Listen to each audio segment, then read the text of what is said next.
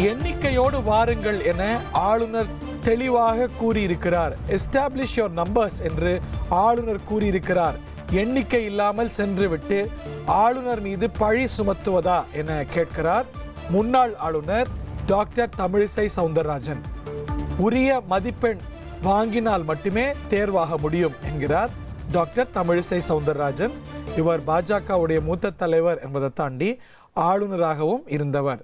ஒன்றல்ல 2 மாநிலங்களுக்கு, ஒரு மாநிலம் ஒரு யூனியன் பிரதேசம் என 2 யூனிட்ஸுக்கு, அட்மினிஸ்ட்ரேட்டிவ் யூனிட்ஸுக்கு ஆளுநராக இருந்தவர் என்பது குறிப்பிடத்தக்கது. ப்ரொடியூஸ் த நம்பர்ஸ் என ஆளுநர் கூறியிருக்கிறார்.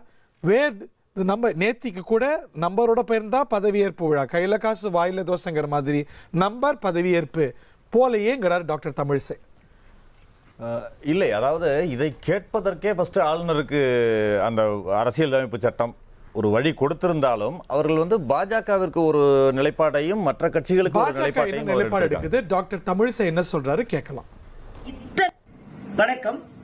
நிலவி வரும் தமிழக அரசியல் சூழ்நிலையினால் இதை நான் பதிவிடுகிறேன். தொடர்ந்து முழுமையான எண்ணிக்கை இல்லாததினால் 3 முறை விஜய் அவர்கள் சந்தித்த பின்பும் ஆளுநர் திருப்பி அனுப்பி இருக்கிறார். ஆளுநர் மாளிகை தெளிவாக சொல்கிறது, நீங்கள் எண்ணிக்கையோடு வாருங்கள், நாங்கள் அனுமதி தருகிறோம் என்று. ஒவ்வொரு முறையும் எண்ணிக்கை இல்லாமல் சென்று விட்டு ஆளுநர் மீது பழி போடுவது எந்த விதத்திலும் நியாயம் இல்லை.